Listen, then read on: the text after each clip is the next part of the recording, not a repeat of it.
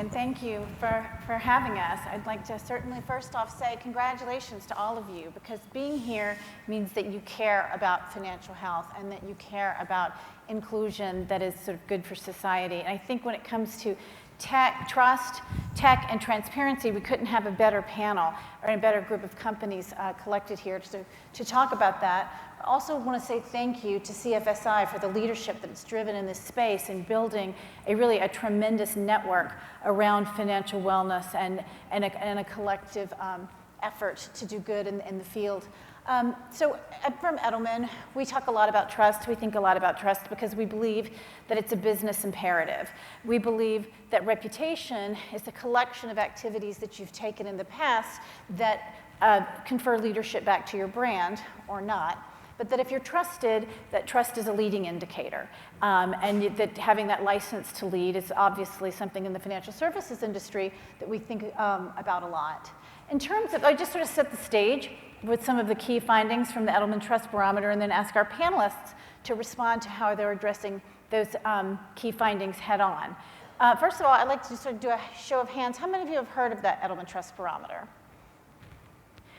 Great. So I'll just give you a little context for those that haven't. It's 19 years of global data, 33,000 respondents in 27 countries.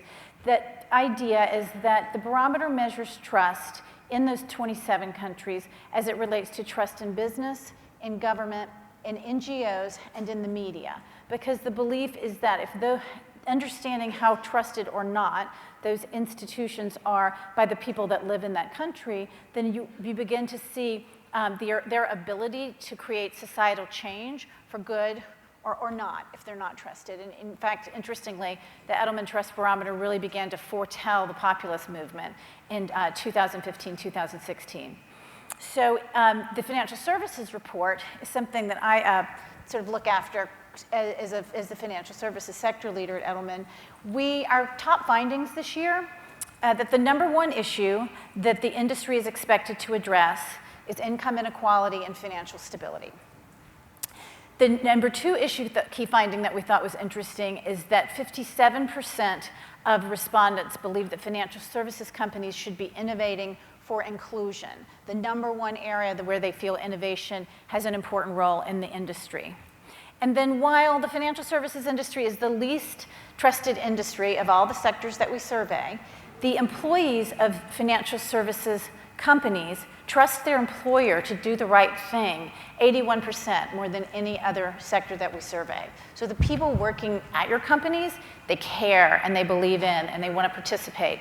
So if we think about financial stability and income inequality as the #1 issue, innovation and its role in solving that issue, and then how do we get our employees involved in that mission, that's a pretty powerful cocktail. And so I'd like to sort of turn to our panelists and ask them how they're thinking about that at their company. So Steve, you want to kick off first and talk to us about how Lending Club is looking at it? Would love to, Deidre. First of all, thank you all for having us here. Couldn't be more delighted to be here.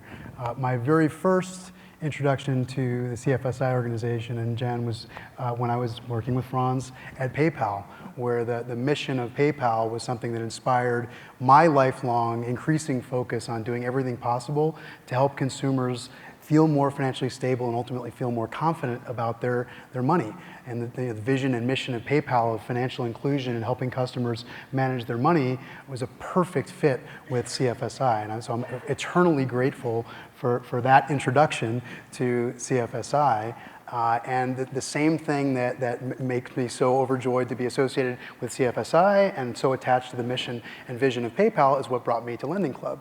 And Lending Club, not as well known, certainly as PayPal or Intuit, but Lending Club, its core mission is all about helping customers manage their money more effectively by attacking one of what I believe is the most critical reasons why people are not succeeding more at achieving financial stability and accumulating savings, which is simply that we just acquired too much credit card debt. That's really what Lending Club is primarily focused on resolving. The average American household now has more than $8,000 in credit card debt. With interest rates rising now, interest rates are now average over 19%. So when you do the math, that's more than $1,600 a year that people are paying in just interest on that debt just to stay on the hamster wheel. So when I think about, over a career of being focused on this, why are we not making more progress, helping people keep more of what they earn and accumulate some savings?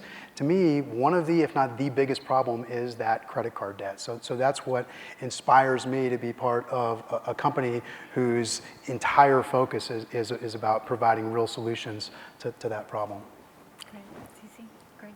Follow on. And everyone knows who Lending Club is, just so you know. It's all great. Thank you, CeCe. So I'm a first-timer at CFSI, and I'm super excited to be here. The mission that we have at Intuit is to power prosperity around the world. And it's a super big, bold ambition, we know that, but it's a real problem, and it's a real problem right here. At first, I was gonna share a bunch of statistics, then I walked by a board outside that CFSI put up, and I could never remember all the statistics they had, and they're great. So you all know how big of a problem this is. Well, for us, we wanted to, and I'm gonna tell a little bit of a story, we wanted our employees to viscerally experience the problem, the emotions that go with what actually happens here in the US. So every year we do something called State of the Company, where we send some executives to all of our locations to engage with all 9,000 employees. But last year we did something different. We gave a homework assignment in advance, and we sent all 9,000 employees out to do a follow me home, which means they all left the building, they went to people's homes, they went to their businesses, and their goal wasn't to talk about us at all. Their goal was to learn about the ambitions that these people have, then to understand the problems and the emotions. Then they brought them back for State of the Company, and every site, we closed the site down for the day, and they shared their stories. And a lot of the stories that were shared were with tears. Sometimes the tears were because they were so moved and so inspired by what these people wanted to do, and sometimes the tears were because they were so distressed over the problems they were facing. And then we spent the rest of the day teaching all 9,000 employees how to innovate using a system that our founder originally originated and taught all of us called Design for Delight. And so the objective with that was to say, now we have 9,000 people who already cared, but now they have deep empathy for the real problems, and they're trained to innovate to try to solve them. Great, thank you. For the privilege of going third. So first, let me just thank CFSI. We really feel privileged to be part of the CFSI community, and in fact, in some sense, part of the CFSI family. And I think that PayPal's mission and CFSI's mission are so closely intertwined that it's really been a wonderful partnership for us. And just seeing that, being back here in this room full of people and looking at the agenda that you've put together, it's really exciting to see CFSI's journey as you continue to spur innovation and spur new levels of awareness about how important it is to focus on financial inclusion and then financial health, and it's great. And then I guess I also want to thank Steve, because he's in a sense shown the power of having financial health at the core of the mission, and it's great to see the work that you're doing since we worked together at PayPal. So just to go back to how we think about the importance of financial health. So, PayPal became an independent company about 4 years ago, and Dan Schulman came in to lead the team that was going to lead the new PayPal, and he had a really strong vision of PayPal's potential to really make a difference on the financial health of communities, families, small businesses, and groups who had not been well served and are not being well served by the financial system. And we put at the heart of our mission that our mission is to democratize financial services. And what we mean by that is that to provide consumers with affordable, safe, secure ways to move and manage money and to take more control of their financial health. And we talk about financial health in our mission. And to democratize e-commerce and all of the technology tools that small businesses and entrepreneurs need to be able to engage in the global economy and to have access to capital and new forms of credit and to be able to participate in ways that heretofore only the real big players could. And so we've been on that journey now for about 4 years, and it's been really inspiring to see how our employees and our thousands of employees have sort of risen to the challenge of how do we make this mission part of our everyday life at PayPal, and how do we think about how we design our products, how we think about our engagement with consumers, how we serve small businesses, how we innovate to find new ways to include more and more people in the global economy, and what impact that can have on economic equality, whether it's in the U.S. and all over, from coast to coast and in the heartland, or all over the world, including emerging markets. So we've found that financial health has been a powerful focus for our mission and really a driver of our values as a company. So thank you. So in financial services, we're asking people to give us their money or take our advice about their money. It's a big leap of faith, right? So have you found that this focus on financial health has helped build trust among consumers and made them more willing to work with you as you try to establish those deep customer bonds? Do you want to take that first, Steve? Yeah, I mean, I guess the headline for me is it's all about trust. I think, you know, if you don't have that fundamental foundation of trust, then you really are starting from nowhere. And I think trust is something that takes a while to build. It can be destroyed in an instant, but it takes a long time to build. And so to me, being clear that the mission and the purpose of your company is aligned with the people who you're serving, and convincing them that you exist to be on their side, I think is the fundamental pillar of trust and relationship between a business who has the ability to bring tools and information and knowledge and education to consumers to help them ultimately become more financially stable and more financially healthy. But consumers have to believe that you're fundamentally on their side. So it's something that at Lending Club, which is a company that has only been around for a little more than 10 years, and it's had an interesting start. From the beginning of establishing a brand around creating a marketplace that allowed consumers to be able to actually invest accumulated savings in a portfolio of loans and help other people who have a need to get on a path to be able to pay down and eliminate their credit card debt.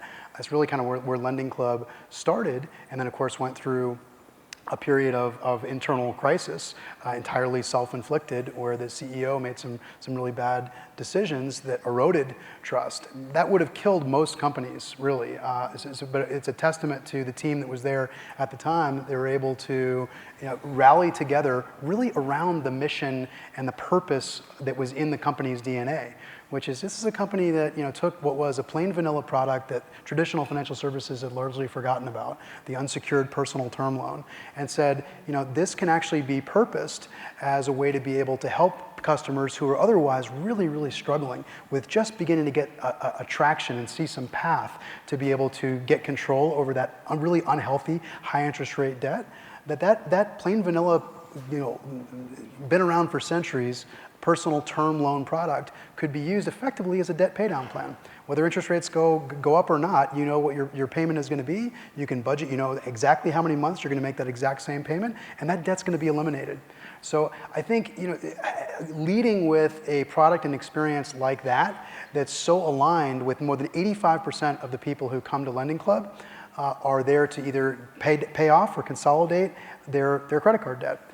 That's the purpose why the vast majority of their customers are there. So having a product and experience that's really, really, and even a business model that's really, really aligned with that purpose creates the currency that allows you to be able to earn some credibility with consumers and say, we exist to be on your side. And I think that's got to be the beginning of trust, and I think that's the only reason why Lending Club was able to recover from what otherwise would have been and should have been, when you look at what happened, a death blow for the company.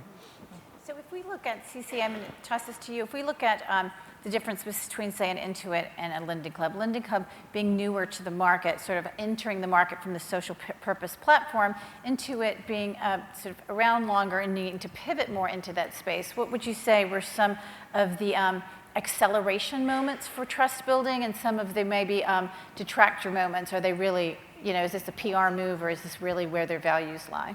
Yeah, so I loved the direction that Steve went. And, if I think about Intuit, so Intuit's mission has always been around financial health in some sort. Because you have to remember, our founder got to this point because he watched his wife struggle with balancing her checkbook, and that's how he decided there's got to be a better way. And that's what launched this whole Design for Delight process that we have. So, to me, trust comes from, and your words were great, do I have the customer's best intentions in mind? And at least from our standpoint, when I talked about the fact that we did this event last year, I would say that we felt in some cases we had gotten away from our principles a bit and we needed to relaunch them, which is why we did the event that we did and closed all the sites. And today, everybody is focused on those customer problems and then ensuring that what we're delivering is a clear customer benefit. And the way it shows up, because I think what employees feel is really what matters, because in fact, at least from our perspective, employees are our brand. And so if you're sitting in the result of going through that process for us, these problems, is it manifests itself in 3 customer benefits. No work, meaning things are super easy to get done. More money in your pocket, we usually just say more money, and that all of this is done with complete confidence. So that's what we're trying to solve. If you sit in one of our operations reviews or a product review or even an all-hands meeting or a planning meeting, we start with what was the customer problem and what's the benefit we're delivering, and that's what we measure well before we ever get to any of the shareholder metrics. So hopefully that helped with what you were looking for. Yeah, absolutely. So, Hans? No, I just thought I wanted to also build out a bit on this theme of trust in terms of the full spectrum of stakeholders, because I think trust is an important dimension for all of those relationships. And so when we look at, how are we going to make a difference at scale? To really make a difference at scale, first of all, our customers have to be willing to trust us and adopt the services and products that we're putting forward, and to trust that this is going to really make a positive difference for them in their lives. We need the trust of our employees who are going to look at our mission and believe what we say and to see that we are walking the talk. And we also need the trust of our shareholders who, when we say that we think putting purpose at the fore and that we can make both profits and deliver on purpose, your shareholders have to trust that you're going to deliver on that promise. And finally, for us, all of us, but in particular payments companies, we're regulated in 100 different countries by a variety of different regulators in each country and in every state in the United States. And we have to be trusted by all of those regulators and policymakers. And if you've earned the trust across the 3 stakeholder groups that I discussed, it makes it much easier to walk in and to really be able to present what you want to achieve to regulators and to policymakers. Because again, if you're going to innovate and you're going to change at scale and bring new services and products, you've got to have the trust of law enforcement and regulators and policymakers and local governments who need to be able to see responsible innovation and a willingness to really comply and earn that trust year over year over year. So it really applies across that full spectrum. Absolutely, and we're here today talking about making financial health your brand compass, and so often your best brand ambassador is your CEO. And so sort of finding those trust-building platforms that are real and that are important and that actually make a difference.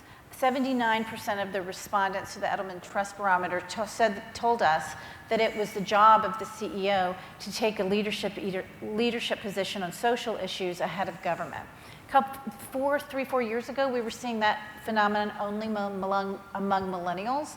It's a global fact now.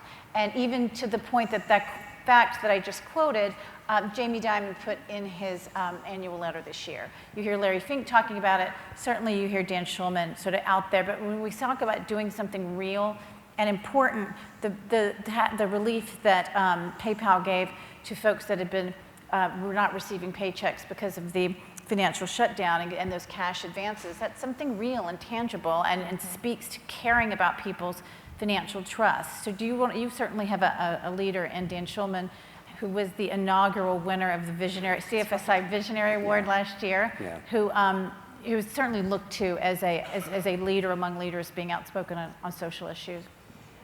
Yeah, I mean, there are a couple of ways to respond to this. I mean, I think Dan, from before coming to PayPal, certainly while he was at American Express, and there are a lot of American Express alumni in the room, but Dan's been focused on this issue of financial health and of focusing on economic inequality and on sort of some of the ridiculous facts on the ground in our country about how expensive it is to be poor, and especially with respect to financial services. And he has been outspoken about this, but I think he also believes that that you're judged by what you do, not just by what you say.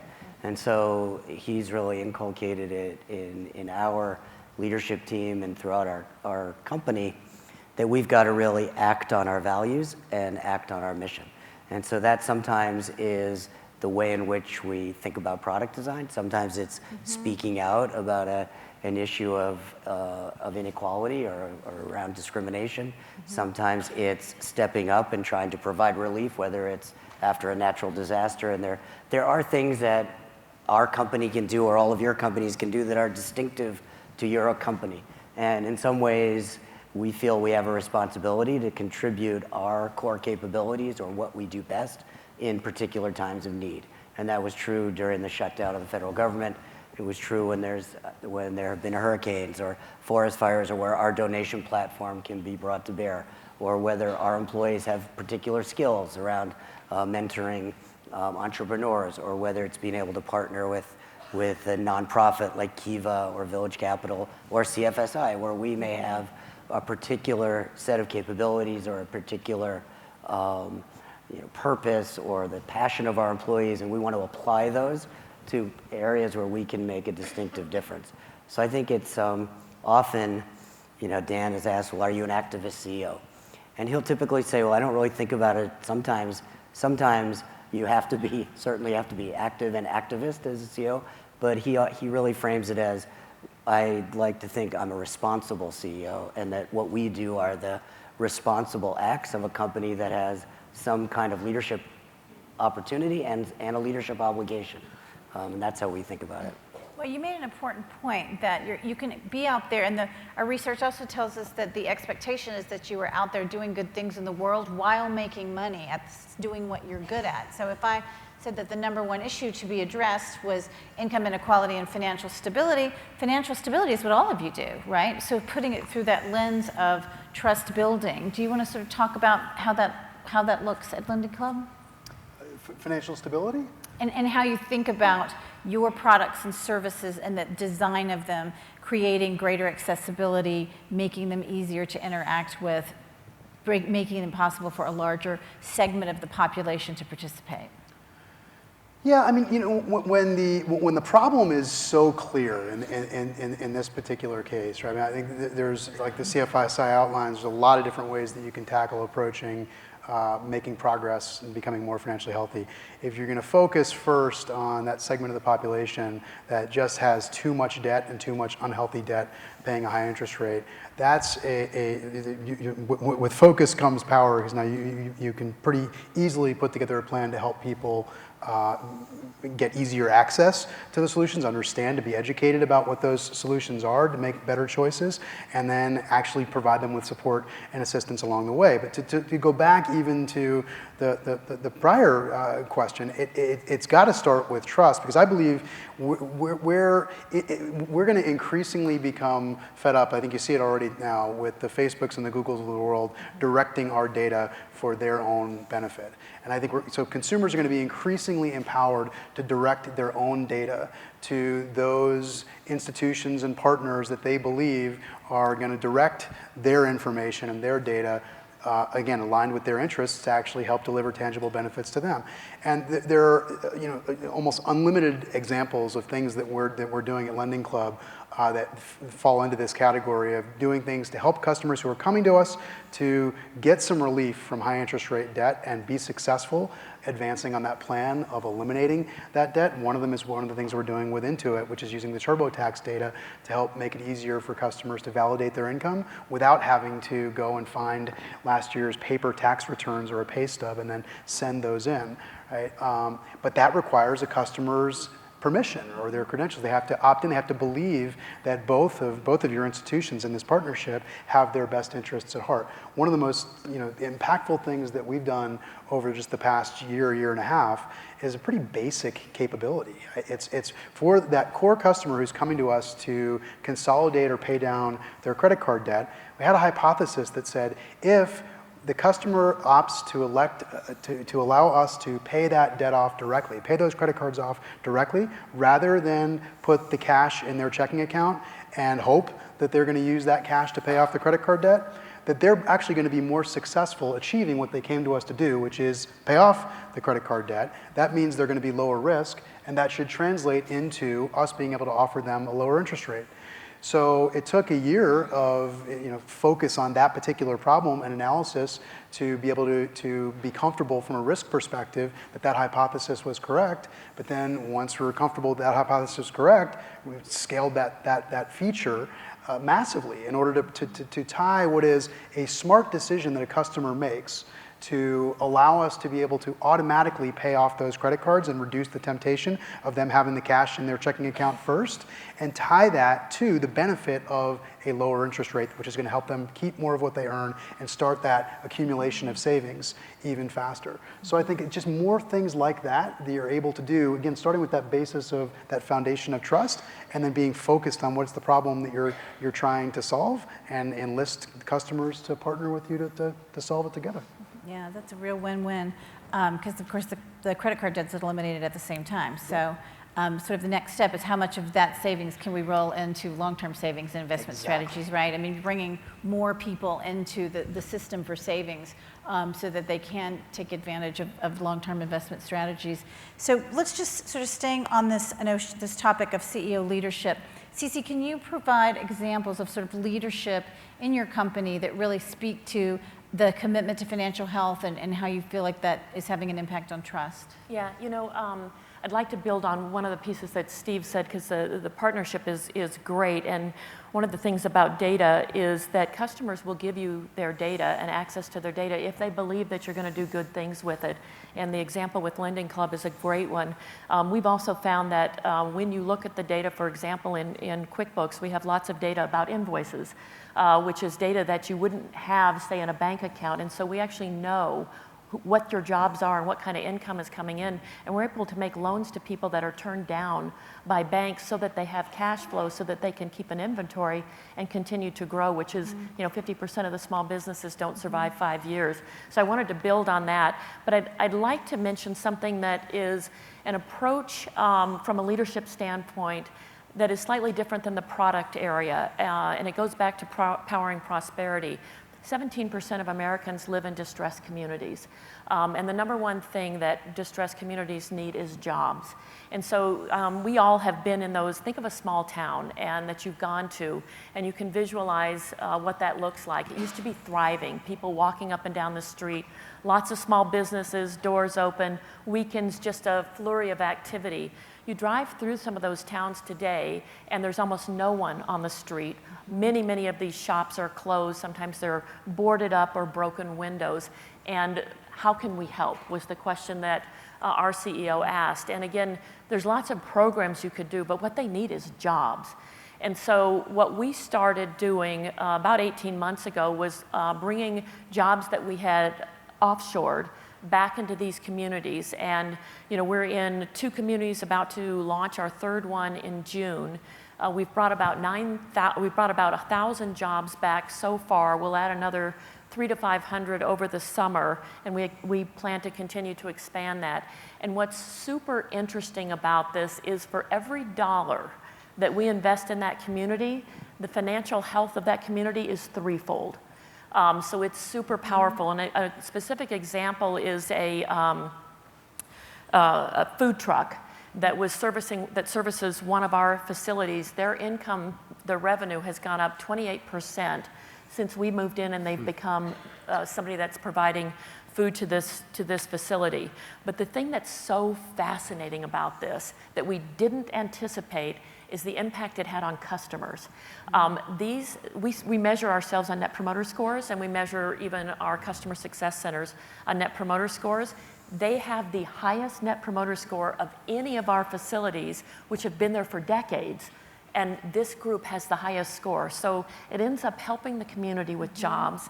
It helps the small businesses flourish, and our customers are more satisfied. And to me, that was a great say-do from leadership. That's a great example, and I also love the nowness. It's sort of an immediate impact. Yes. And Yes. building communities, because so much of what you sell is sold in the community, right? Is local. Yes. But sort of pivoting from immediate to the future, Franz, do you want to talk a little bit about how you're looking at the future of work and what people are going to need in those new economies from financial services providers to make sure that products are relevant to the new way that they're working? Yeah.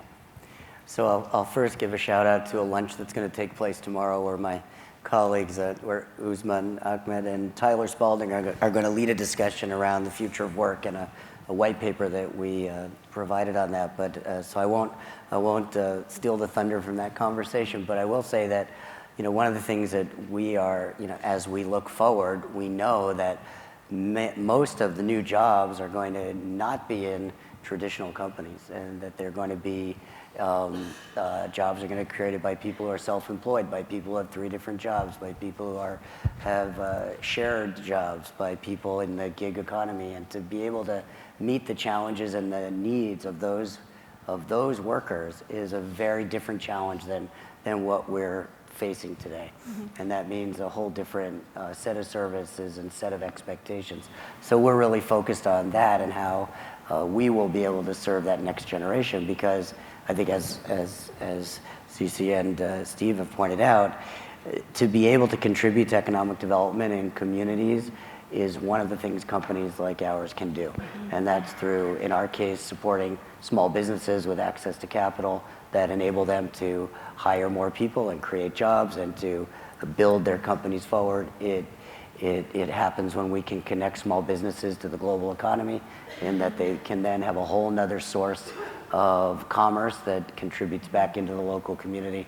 And it happens when you can contribute to the financial health of families who, even if you can make just a small difference or a major difference in enabling them to take more control of their financial health, especially in an era when they may not have some of the traditional safety nets of the past, whether it's being a member of a union or having a pension or knowing that they're going to have a job for the next 20 years as opposed to changing jobs all the time and having a much more irregular income path.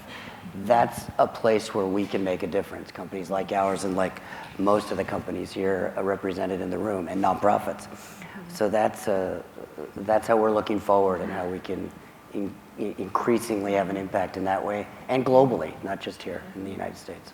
Yeah, a lot of interesting data points in that report, so that should be a good luncheon. So before Go to the luncheon. We are the luncheon. So let's pivot to employees for a moment. We said that 81% of respondents who work at financial services companies trust their company to do the right thing more than any other sector we survey. How are you guys harnessing the value of those brand ambassadors, and how are you making sure that they're participating in your values? CeCe, you want to take that one? Yeah, you used the word brand ambassadors, which is exactly the word that we use. And I may have said this before, but we view that employees are our brand ambassadors, and everything about your brand is really based on your behaviors and your actions, so your say-do. And it's interesting, at Intuit, we have True North, which is employees, customers and partners, and then shareholders, and we look at it in that order. So employees are our air, customers and partners are our food, our water, and then shareholders are our food. Although we clearly say it's 1A, B, and C too, so they go closely together. But a couple things about employees. So I said that our mission is to power prosperity around the world. Our values, which is how we operate as a company, support that mission. And there's 6 values, which I won't go into all of those, and then 2 pillars.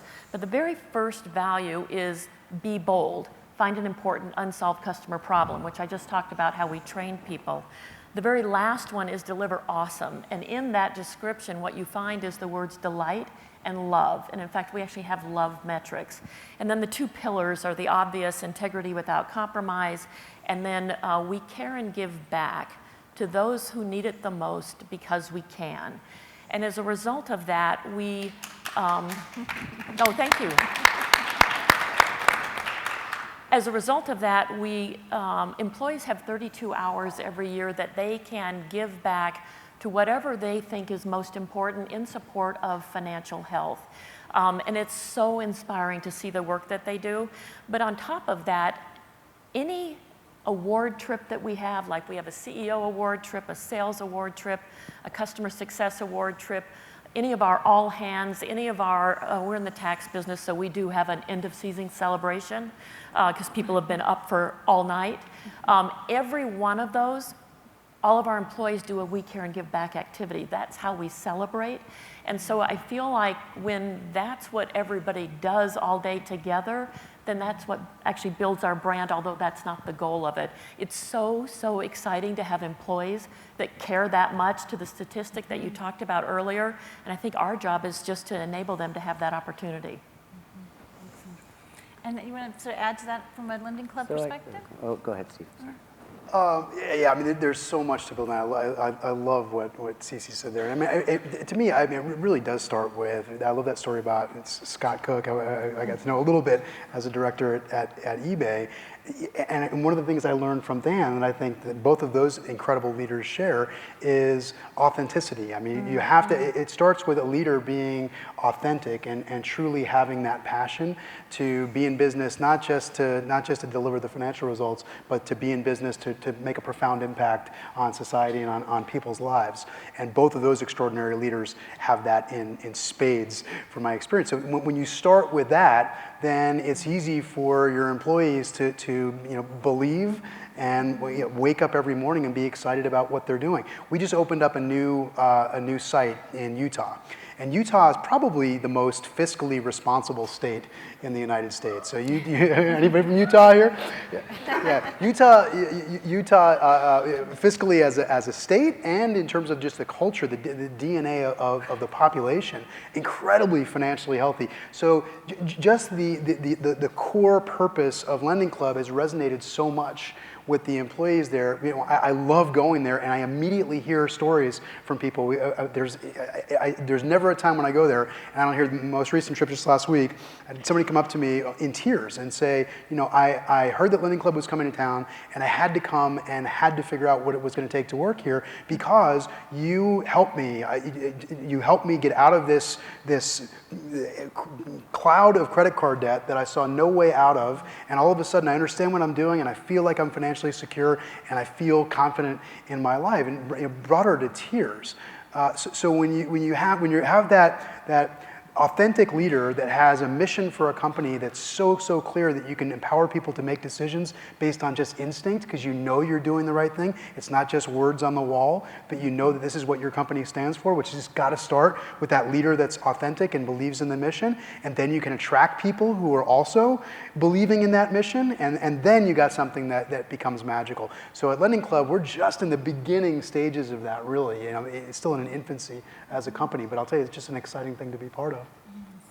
So I think that's exactly right, and I think that employees also need to be able to do something with that inspiration, and it's really important to our employees, and I'm sure to any employee at a purpose-driven company, to understand how does the work that I do connect to the mission? What is it that I can do to further the mission and to live the values of the company? And I think that's especially given the expectations that employees now have of their employers, and I think it's only going to grow more and more. We live in a world where many governments are not functioning the way citizens would like their governments to function, and they're looking to companies to solve big problems. And you can see it in the Edelman data, you can see it in the way companies are partnering and working in coalition around some of the big thorny problems, the partnerships with nonprofits. that are being formed. And employees' expectations are changing. And we really work hard at being able to provide opportunities for our employees to really engage in the mission. And that could be through volunteer activities. It could be through product development and sort of getting into the mind and experience of a consumer in the way in which we design products. It can also be in the way in which they engage in their own communities, so that we make it can be very local.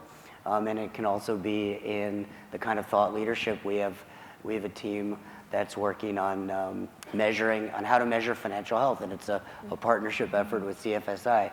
And that's a highly motivated group of people who are really seeing the connection between the work they're doing and what the future looks like for financial health and for how we can fulfill our mission. So I think that finding tangible ways for employees, I don't believe in the notion, having several millennials in my household, there's a sort of myth about entitlement. I actually think that millennials want to engage and that they want to be able to participate and they want to be able to make a difference. And part of our jobs is to figure out how to mobilize these highly idealistic, motivated employees. So we'll do a bit of a lightning rod in our last few minutes here. So we feel this very tangible commitment to financial health. We also know that technology and innovation are going to continue to change the industry faster than anyone ever imagined. What is one of the most important things that you think that we can either do as a collective industry or individual company to help accelerate financial health and income inequality? I'm going to start with that. Sure. I mean, I think to build on something Franz just said, I think it's got to start with measurement to make it easier, make it less confusing. Right? When you first open a checking account, you get a 76-page disclosure form today. Right? We've created so much complexity. We've got to make it easier for customers to understand. It doesn't need to be that complex to make smart decisions about your money, so that eventually you have more stability and you have more confidence and you have more freedom in your life to focus on the things that are more important than money. So I think that's at the root. But I mean, look, when you think about how consumer spending fuels the global economy, there is so much of our best, there's such an incentive to put our best thinking and our innovation towards making it easier for customers to spend. Right now you can say, Alexa, I want a new TV, and it's at your doorstep in hours, right? And it's charged on your credit card, right? So and because of the profits from that, right, we've had this marketing machine that's actually convinced us that it's rewarding to spend, right? I'm going to earn my 10 points by spending another $1,000. It's crazy to me when you think about that. So my hope is that we can actually come up with measurements that make it clear, and that's why I applaud so much what CFSI's leadership in this space, and we, like PayPal, are working intently on trying to make it easier for customers to translate success and progress along the path of financial health to something that's understandable and then manageable. My hope is that it becomes as easy and rewarding to save as it's become to actually spend. That is a great response. That was beautiful. It's very that was awesome. That was awesome.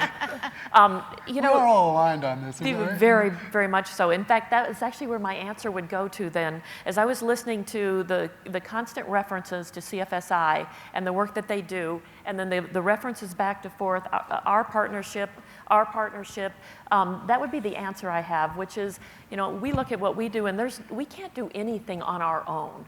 Everything that we do that looks like it's great, we did with someone, usually multiple people. And so the more we can come together for one common good, whether it's how we share data together, whether it's how we figure out how do we shift from spending to savings, I think when we're all marching for the same cause and doing so arm in arm, I think we're stronger together. Partnership. Franz, you want to wrap us No, up? I think just to build on that, because I think these are all part of a whole, our answers. I think if I look forward and think about what needs to happen, I mean, I think it's real change at scale. We've been identifying these problems for a long time, and there's still tens of millions of people in this country that are not able to afford the kind of financial services that everyone in this room takes for granted all over the world. There are billions of people around the world who are not connected to the global economy or to viable financial services, who can't take control of their financial health.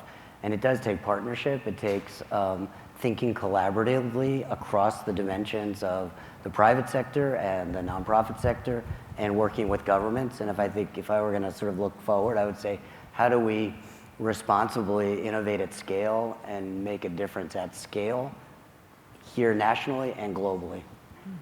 And certainly, it's forums like CFSI that help us come together to accelerate. So thank you for having us up here, and thank you for these great companies that are clearly leading.